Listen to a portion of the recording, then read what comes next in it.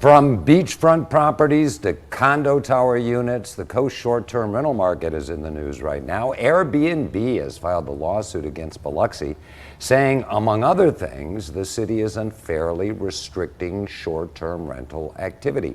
Here to talk about it from eAgent, Justin Allen, whose company handles short-term rentals on the coast. Always good to see you, Justin, and thanks for being with us. Definitely. We can't talk specifically about that lawsuit because it's pending legal action, but let's just talk about the crux of it, because I've heard in other cities the same complaint.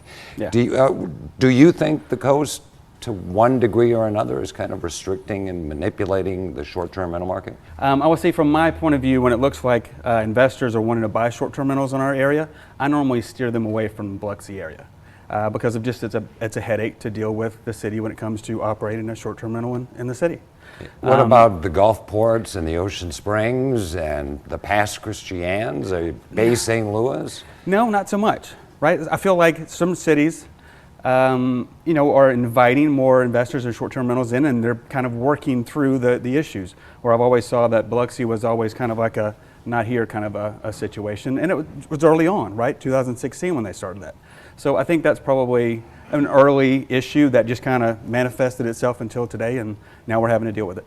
So the coast in general, in terms of attitude, does it seem like we're kind of behind similar markets? I mean, you can go to Gulf Shores, to Pensacola, to Destin, just in terms of accepting the reality of short-term rental?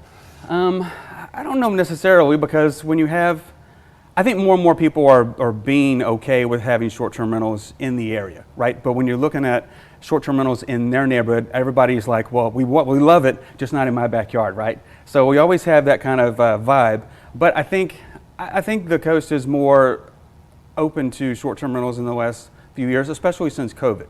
I think that we've kind of had to shift since COVID in a lot of different ways, and I think short-term rentals, just is one of those. Who owns these units? Is it a combination of out-of-town investors and local folks who are investing?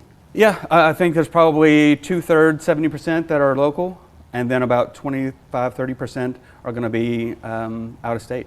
But we're starting seeing a lot of those people came in 21, 22, when the money was easy during that period of time, and now I think they were looking for easy management, easy money, and now everything has got to a point where the renters or the guests are looking for more quality than quantity, and I think they're having to kind of now sell because of higher insurance rates. There are more Airbnbs or short-term rentals on the market, so they're having to compete more. So I think that kind of easy money's dried up, and now we're starting to see some of those investors sell in the market. And finally, a little more on that. How is it a good investment right now on this coast? You think? I do. Are they doing well?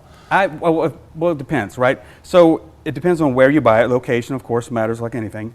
And the amenities, if you have a pool, those kind of things, depends on what you purchased it for. But I do think right now is probably a good time to buy the right Airbnb for a long-term hold, because I do think the coast will see better rates in the future.